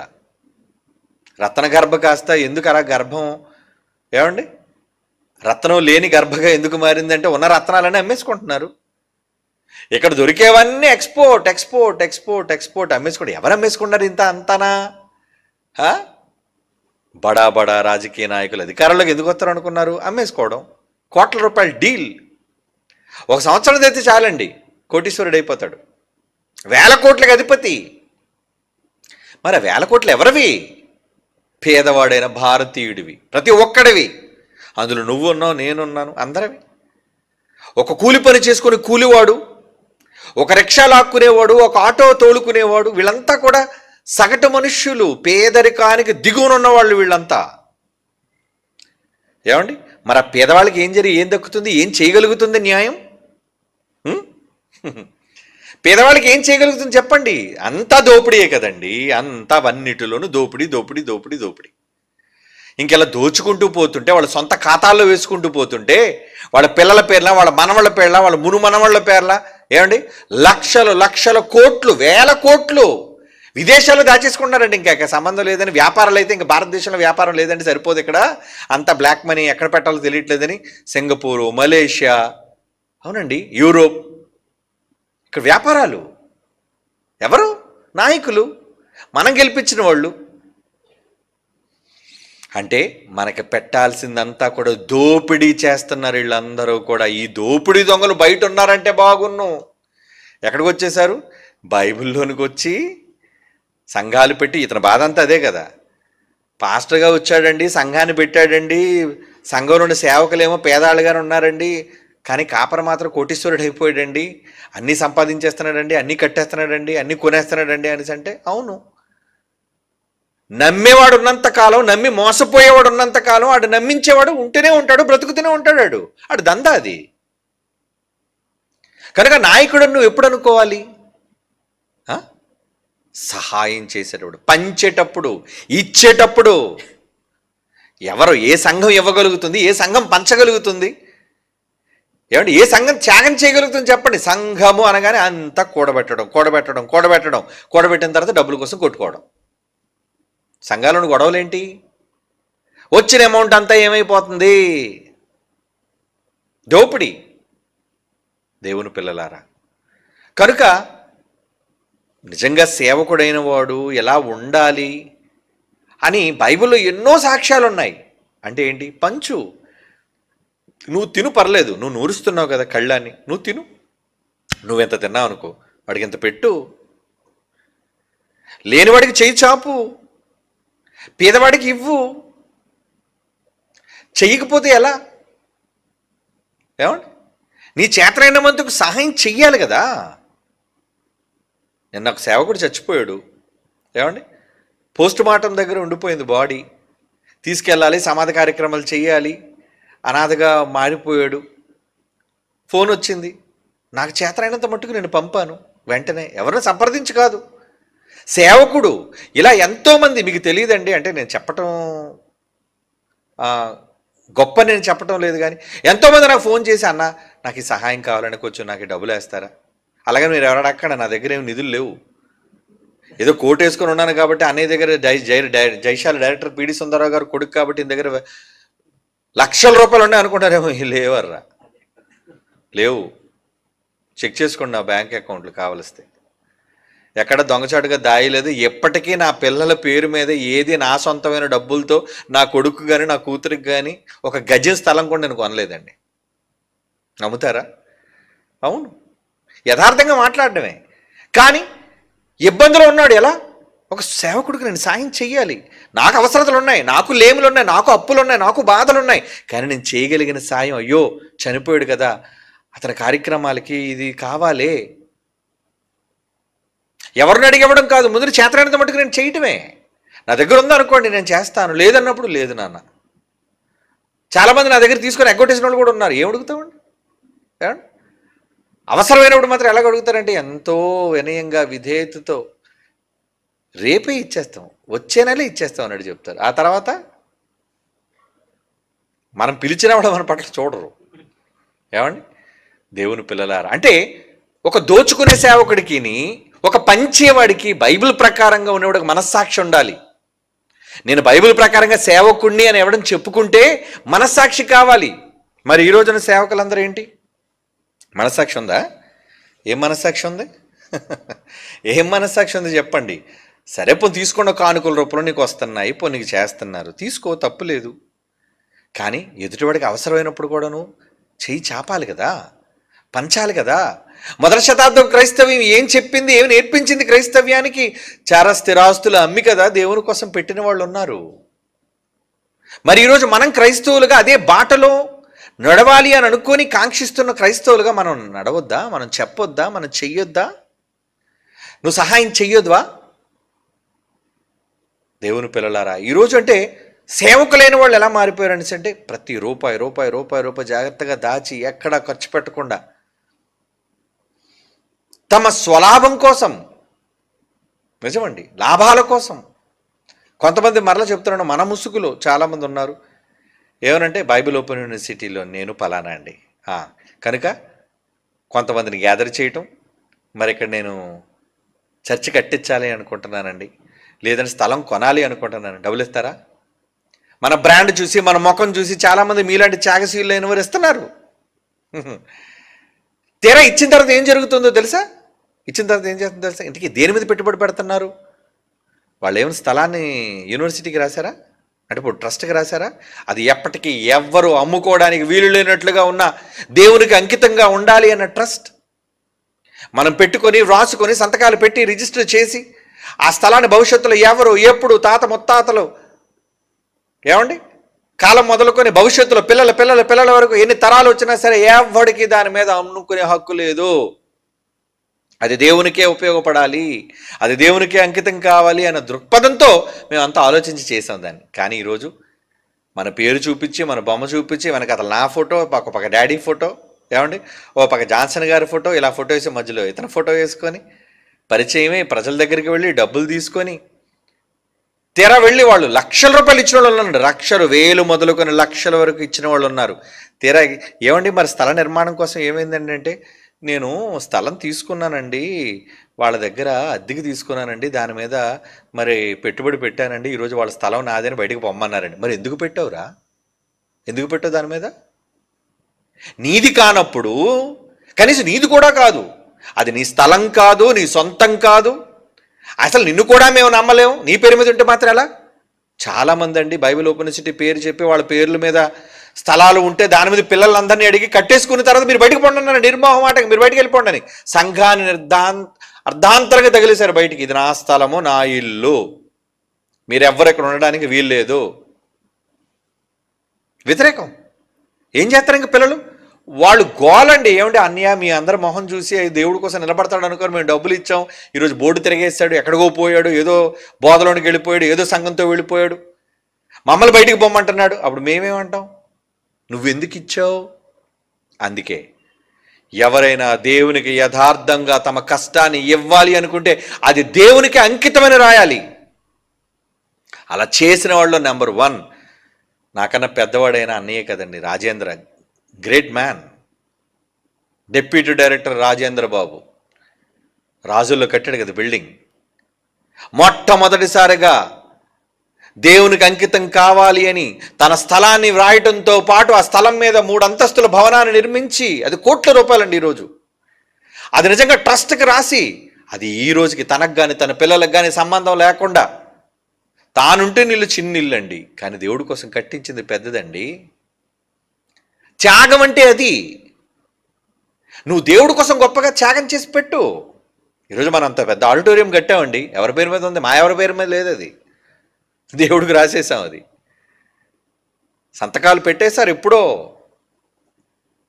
అది దేవునికే చెందాలి. అది ఎవ్వరు, నా కొడుకు కానీ నా కొడుకు కానీ నా మనవడు కానీ ఎవ్వరు దాన్ని ముట్టుకోవడానికి హక్కు లేదు. ఎందుకంటే లోకంలో చాలా మటుకు అలాగే జరుగుతున్నాయి. దేవుడి పేరు చెప్పడం, స్థలాలు సంపాదించుకోవడం, తమ అవసరాల కోసం అమ్మేసుకోవడం, వాడేసుకోవడం. వాళ్ళ సేవకులంటే కాదు. ఒక నిర్ణయంతో, ఒక ప్రణాళికతో, భవిష్యత్ ఆలోచనతో ముందుకు వెళ్ళేవాడు సేవకుడు అంటే. నిజంగా జైశాల్ గారికి వచ్చిన ఆలోచన ఎందుకు వచ్చింది అలాగా? చాలామంది ద్రోహులైన వాళ్ళు ఈ స్థలం నాదని బయటికి గెంటేయటం వలన. అందుకే ఎవ్వరు అది దేవుడికి పూర్తిగా వ్రాసినంత వరకు, అది ట్రస్ట్కి వ్రాసినంత వరకు ఎవ్వరికి ₹1 కూడా ఇవ్వకండి. ఎందుకంటే ఈరోజు నమ్మకంగానే కనబడతాను నీకు. తేడా వచ్చిందో ఇది నా స్థలం, నువ్వు బయటకు పో అంటాడు. మనిషి మాయ, నమ్మొద్దు. అసలు మనిషి అన్నవాడినే నమ్మొద్దు. ఒక జంతువు నమ్మినా పర్లేదు, మాయ మోసం చేయదు అది. కానీ మనిషి ఎప్పుడు మాయ చేశాడు, క్రిమినల్. కనుక దేవుని కోసం ఈ కష్టం, దేవుని కోసం ఈ త్యాగం ఉండాలి అంటారా? నిజంగా దేవుడి పని ఎక్కడ జరుగుతుందో, జరుగుతున్న పనిలో పెట్టండి పెట్టుబడి. ఊరకని స్థలాల పేరట, గృహాల పేరట, భవనాల పేరట వాడికి అమూల్యంగా పెట్టేశారనుకోండి, ఆ తర్వాత వాళ్ళు దాన్ని కైవసం చేసుకుంటారు. తమ బ్రతుకు తెరువు కోసం, తమ లబ్ధి కోసం, తమ లాభాల కోసం మన పేరు చెప్పుకొని ఇల్లు సంపాదించుకున్నారు, మన పేరు చెప్పుకొని స్థలాలు కట్టుకున్నారు, మన పేరు చెప్పుకొని భవనాలు నిర్మించుకున్న వాళ్ళు ఈరోజు ఎంతమంది లేరనుకున్నారు? చాలామంది ఉన్నారండి. సరే, నువ్వు ఉండడానికి ఇల్లు కావాలంటే కట్టుకో, అడుగు, పర్లేదు. ఏమండి ఇది నేను కట్టుకోవడానికి ఇల్లు, ఓకే రాసుకో. ఏమండి ఈరోజు మనం ట్రస్ట్కి రాయమంటుంది కూడా ఏమంటున్నావు? నీ స్థలం అంతా రాసిచ్చేమనలేదండి. ఒకళ్ళ స్థలంలో ఒక 2 అంతస్తులు భవనం కట్టుకుని ఆయన అందులో ఒక ఫ్లోర్ దేవుడి కోసం ఒక హాల్ ఉంది కదా, అది రాసిచ్చేయి. నీ స్థలం నీ పేరు మీద ఉంచుకో. దేవుని కోసం ఇచ్చావా? అది దేవుని కోసమే ఉండు. ఎందుకంటే దేవునితో నువ్వు ఒడంబడిక చేసుకున్న తర్వాత, దేవుడికి మాట ఇచ్చిన తర్వాత నువ్వు వెనదరగడానికి లేదు. మాట తప్పావా, అది నీ దగ్గర నుంచి ఎలా రాబట్టుకోవాలో దేవుడికి తెలుసు. చెప్పేశాడు ఆయన. నువ్వు ఒడంబడిక చేసావా దేవుడికి అని, దేవుడికి ఇచ్చేయి. దేవుడి దగ్గర ప్రమాణం చేసావా, ఆ ప్రమాణానికి కట్టుబడి ఉండు. అప్రమాణం చేసావా, యెహోవాకు చాలా కోపం అండి. అందుకే దేవుడి పేరు చెప్పి ఎప్పుడు కూడా ప్రమాణాలు చేయకండి. నువ్వు యథార్థవంతుడు అయితే, దానికి మాట కట్టుబడిన వాడు అయితే ప్రమాణం చేయి. ప్రమాణం చేసిన తర్వాత ప్రాణం పోయినా సరే దానికి కట్టుబడి ఉండాలి. మరి దేవుడి కోసం నిలబడేవాళ్ళు, దేవుడి కోసం ఇచ్చేవాళ్ళు, దేవుడి కోసం త్యాగం చేసేవాళ్ళు, మరి మీరు ఎంతమంది త్యాగాలతో ఇస్తున్నారే, ఇస్తున్నప్పుడు ఏం చేయాలి? దేవుని కోసం ఉండాలి. ఈరోజు చాలామంది దేవుడి పేరు చెప్పుకొని స్థలాలు కొంటున్న వాళ్ళందరూ నిజంగా ఎవరి పేర్ల మీద ఉంటే వీళ్ళు అడగరు కదండి. ప్రతి వాళ్ళ దగ్గరికి వెళ్ళి అడుగుతారు. పెద్ద సేవకుడి దగ్గరికి వెళ్ళి, ఏమండి మేము ఎంత డబ్బు ఇచ్చాం కదండి, 1,00,000 కోట్లు ఇచ్చాం కదండి, ఏమండి మీరు ఎవరి పేరు మీద పెట్టారండి అని అంటే అడగడి చూడండి. వాళ్ళు ఏదో వాళ్ళ పేరు, సొంత ఒక సొసైటీ ఫామ్ చేసుకుంటాడు, ఆ సొసైటీలో వాడి కుటుంబం ఉంటుంది, ఏమండి వాడి భార్య, వాడి పిల్లలు, వాడికి సంబంధించిన వాళ్ళు వాళ్ళే ఉంటారు. ఎందుకంటే ఎప్పుడు వేసినా వాడికే చెందుతుంది, వాడి కుటుంబానికే చెందుతుంది. ఇలాంటి స్వార్థపరులండి దేవుని పిల్లలారా. అలాంటి స్వార్థపరులుగా మనం ఉండొద్దండి. ఎందుకంటే మనం బైబిల్ నేర్చుకుంటున్న వాళ్ళం అని లోకంలో ఏం పట్టుకుపోతాం, ఏం దాచేసుకుంటాం, ఏం మిగిలి చేసుకుంటామని చెప్పండి. ఇక్కడ ఏది సాధించినది దేవుని కోసమే పెట్టుబడి పెట్టాలి. ఎందుకంటే మన సంపాదన అంతా అక్కడ, మహాలోకం. పరలోకంలో కదా మనం సంపాదించుకునేది, అక్కడ కదా మనం దాచుకునేది. భూములైనా ఇళ్ళైనా ఏదైనా మనకెప్పుడు స్థిరంగా ఉండేది పరలోకం. దానికోసం మన భవిష్యత్తు ఆలోచనతో మనం పెట్టుబడి పెడుతున్నాం. దేవుని కోసం ఏ రూపాయినో ఖర్చు పెట్టినప్పుడు నేను అలాగే అనుకుంటానండి. అది రూపాయైనా, వేలైనా, లక్ష అయినా, లక్షల రూపాయలైనా, నా కష్టార్జితాన్ని నేను ఖర్చు పెట్టేటప్పుడు నేను అదే అనుకుంటాను, అమ్మయ్య నేను దేవుడి కోసం ఈ లక్షల రూపాయలు ఖర్చు పెడుతున్నాను, వెరీ గుడ్. పరలోకంలో నాకు చాలా ఆస్తి ఉంది, నేను దాచుకుంటున్నాను, నేను కూడబెట్టుకుంటున్నాను. నమ్మకం.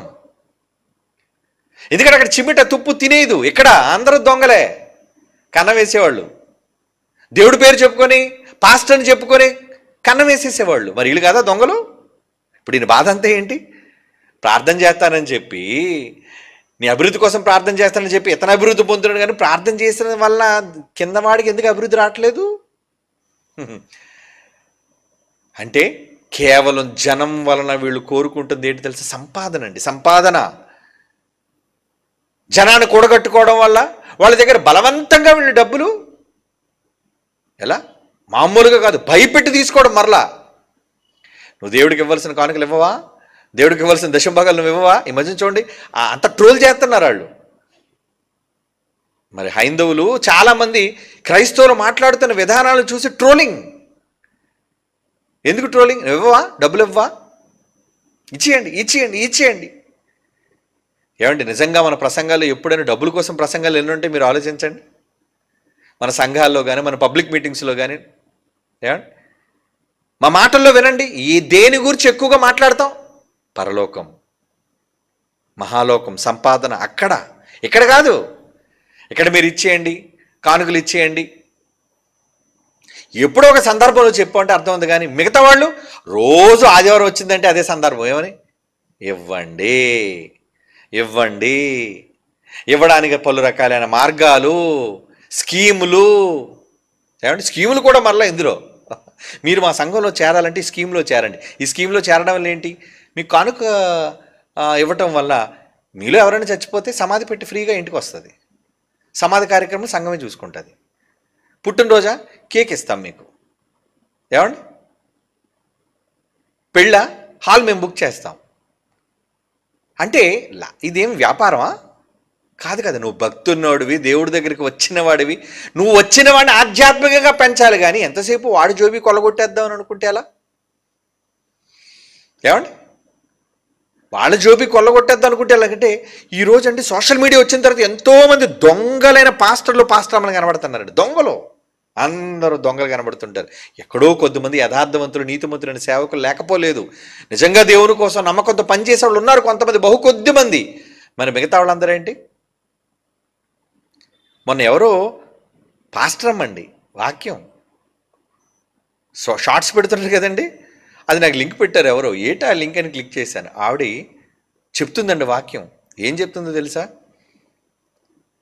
ప్రభువా, నాకు మంచి సేవకుడు కావాలి, నాకు మంచి సేవకుడు కావాలి అల్లుడుగా అని అనుకుంటే దేవుడు అల్లుడిని తీసుకొచ్చారట ఇంటికి. తర్వాత అల్లుడాళ్ళు అడిగారట, అమ్మ మరి మీ అల్లుడికి ఒక చైన్ పెట్టవా అని అడిగితే అప్పుడు దేవుడికి ప్రార్థన చేసిందట. దేవా, అల్లుడు చైన్ అడుగుతున్నాడు, ఏంటి అంటే ఒక 2 గంటల్లో రోడ్డు మీద చైన్ దొరికిందటండి. అంటే దేవుడు చేసి పెట్టాడా, ఎవరిదైనా పోగొట్టుకున్నారా? ఏ అభాగ్యులు పోగొట్టుకున్నారా చైను? ఏమండి, ఎవరి కోసం చేయించుకున్నారు, ఇంటికి తీసుకెళ్ళినప్పుడు తెగిపోయిందో జారిపోయిందో. ఏమండి, మొత్తానికి రోడ్డు మీద ఇది నిజమా ఇంతకే కట్టు కాదు, ఏమో అది మనకు తెలియదు. అంటే ఎంతసేపు జనాలను నమ్మించడానికి ఏదో ఒక కట్టుగా చెప్పేయాలి. ఏమండి, ఏదో ఒక కట్టుగా చెప్పాలి. అంటే కనీసం ఇంగితం కూడా లేకుండా, కనీసం జ్ఞానయుక్తంగా కూడా లేకుండా ప్రతి వాళ్ళు కూడా హేళన చేసే విధంగా దేవుడట చైన్ వేస్తాడట రోడ్డు మీద, అమ్మ తీసుకో అని. మరి మిగతా వాళ్ళు ప్రార్థన చేస్తే ఏదో మీరు ప్రార్థన చేయండి చైన్లు వస్తాయేమో. అంటే ఇలాంటి వాళ్ళు కూడా సేవకులుగా మారిపోయారు. ఇలాంటి వాళ్ళు కూడా సంఘాల్లో మైకులు పట్టుకుని వాక్యాలు చెప్తున్నారంటే ఇది దోపిడితనం కాకపోతే ఇంకేటి చెప్పండి? అంటే పిల్లల్లాంటి వాళ్ళు కూడా వాక్యం అండి ఈరోజు. వాళ్ళకి వాక్యంలో అనుభవం లేదు, ఏమీ లేదు, పెద్ద వయసు కూడా కాదు. కుక్కట అంటే వాళ్ళ సాక్ష్యాలు చూడండి, వాళ్ళ వాక్యంలో చెప్పేది. కుక్కట ఫిట్స్ వచ్చుకొని పడిపోయిందట. అప్పటి వరకు దేవుడు నమ్మలేదట. ఇంట్లో ప్రార్థన చేసిందట, నువ్వు నిజంగా దేవుడు అయితే నా కుక్క బ్రతికి రావాలి అంటే. కుక్క కోసం దేవుడు ప్రార్థన చేస్తే ఇలా ప్రార్థన ముగించలేదట, ఇంకా కుక్క వచ్చి కాలు నాకుతుందట. ఏమండి ఏంటిది అంటే? కుక్కను బ్రతికిస్తున్న దేవుడు ఉన్నట్ట అంటే? ప్రతి చిన్నదానికి దేవుణ్ణి, ప్రతిదానికి దేవుణ్ణి ఎలా చేసుకున్నారంటే, ఆయన ఒక వ్యాపారపు మూట, ఆయన ఒక వ్యాపార కేంద్రం. చివరికి ఏమండి, కడుపు అరక్కపోయినా దేవుడికి ప్రార్థన చేస్తావు నువ్వు. గట్టిగా తినేసి సరిగ్గా చారు నీళ్లు తాగకుండా తినవలసిన మోతాదు కంటే ఎక్కువగా తినేసి అరక్కపోయే బాధతో నువ్వు బాధపడుతుంటే దేవుడికి ప్రార్థన చేసి, దేవుడా నాకు అరిగిపోవాలి ప్రభువా అంటే అలా ప్రార్థన చేసినాడే బాత్రూమ్కి వెళ్ళిందట. ఏంటండి ఈ మాటలన్నీ? అసలు వినడానికి ఎంత హాస్యాస్పదంగా ఉన్నాయి. అంటే దేవుణ్ణి మరి ఎంత దిగజారుడుతనమా? దేవుని కోసం ఇంత దౌర్భాగ్యానికి దిగజారిపోవడమా? ఇప్పటికే ఊదేవాళ్ళు, తన్నేవాళ్ళు, కాళ్ళు ఎత్తేవాళ్ళు, ఏదో చేస్తాం, మాయలు చేస్తాం, మోసాలు చేసి ఎంతోమందికి ఇప్పటికీ కూడా హాస్యాస్పదంగా సమాజంలో పెరిగిపోయారు. వాళ్ళందరూ బట్టి యేసుప్రభు, మీ క్రైస్తవులు అందరూ ఎలాంటి వాళ్ళరా, మీరు అందరూ ఎలాంటి వాళ్ళరా, మీ దేవుడు ఎలాంటి వాడురా. అది ఎంత అవమానకరంగా మనకుంది. నువ్వు వాక్యం చెప్పేది ఆధ్యాత్మికంగా ఒక మనిషిని పరలోకానికి నడిపించే వాక్యం చెప్పాలి కానీ. ఏమండి ఇంకొక సాక్ష్యం అండి, కరోనా టైంలో డబ్బులు లేవట, 260 రూపాయలే ఉన్నాయటండి. మీరు నవ్వారంటే మీరు కూడా చూసే ఉంటారు. మరి అయ్యే కదా వైరల్ అవుతుంటాయి. ఏమండి ప్రార్థన చేయగానే అకౌంట్లో లక్షలు వచ్చేసేటండి. అబ్బా ఎంత బాగుందండి నిజంగా. మరి దేవుడు మనకెందుకు ఇవ్వడు? ఆవిడికి ఎందుకు ఇచ్చాడు? ఆయనకి ఎందుకు ఇచ్చాడు? అంటే దేవుడు పక్షపాత? ఆలోచించండి. వీళ్ళు చేస్తున్నారు, దేవుడు పక్షపాతిగా. దేవుడు అలాంటి కాడు, ఆయన అందరినీ సమానంగా చూస్తాడండి. చివరికి తను నమ్మని వాళ్ళను కూడా ప్రేమతో క్షేమంగా చూస్తాడండి. ఇంటికి నా భర్త క్షేమంగా వచ్చేసాడంట, మరి హైందువుల భర్తలు కూడా క్షేమంగా వచ్చేస్తున్నారు. అవునా? ఇస్లాం వాళ్ళ భర్తలు కూడా క్షేమంగా వచ్చేస్తున్నారు. మరి నీ భర్తే క్షేమంగా వచ్చాను గొప్పగా చెప్తావేంటి? నేనే క్షేమంగా వెళ్ళిపోయానంటే ఏంటి? ఆయన అందరి క్షేమాన్ని కోరుకునేవాడు, ఆయన అందరి పట్ల ప్రేమ చూపించేవాడు, ఆయన ఏ మతం పట్ల పక్షపాతం ఆయనకు లేదు. అందరూ ఆయన పిల్లలు. అది దేవుడు మనస్సు. అక్కడికైతే నువ్వు క్రైస్తవురాలు, నువ్వేదో అడగడం వల్ల నీ బ్యాంక్ అకౌంట్లో డబ్బులు వచ్చాయేంటి? నిజంగా వచ్చాయా? ఏమండి కావలిస్తే అకౌంట్ చూడండి అంటది. అంటే ఏ అకౌంట్ నుంచి వచ్చాయి?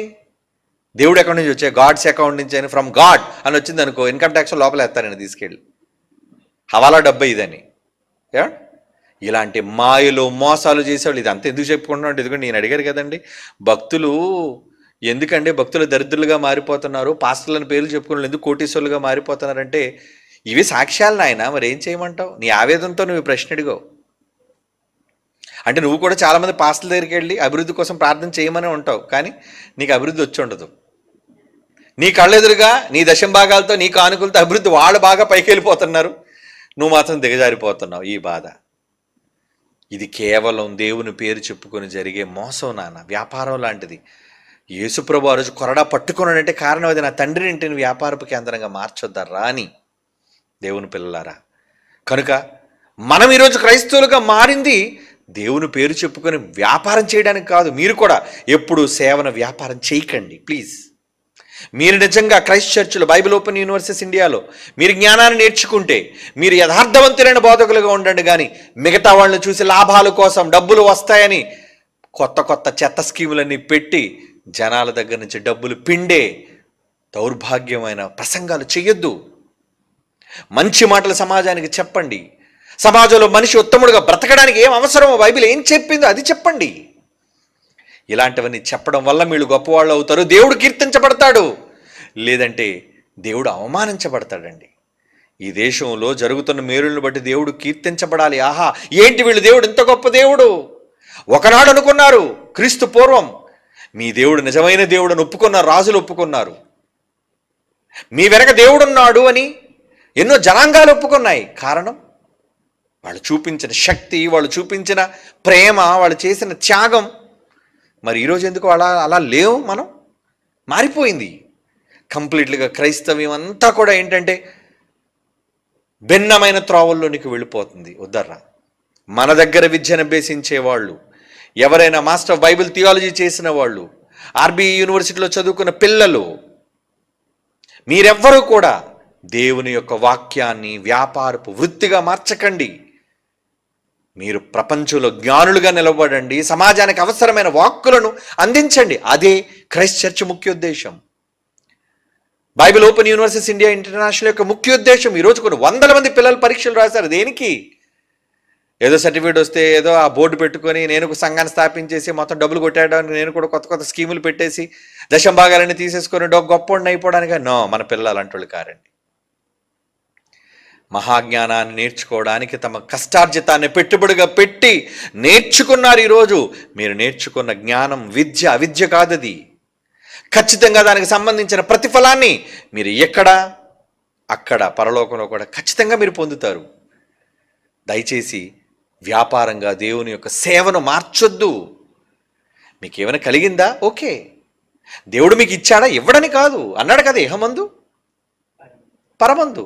ఇక్కడ కూడా మీరు సంపాదించుకుంటారు. కానీ ఒకరిని మోసం చేసొద్దు, ఒకరిని కొల్లగొట్టి వద్దు, ఒకరిని దేవుని పేరు చెప్పి ద్రోహం చేసి వద్దు. అటువంటి రూపాయి మనకొద్దు. ఒకళ్ళు అలా తీసుకున్నా మనం దేవుడికి బదులు చెప్పాలి. అలాంటి దుష్ట సంబంధమైన సేవకులుగా మనమైతే ఉండొద్దు. యథార్థవంతులుగా దేవుణ్ణి మెప్పించే సేవకులుగా ఉందాం.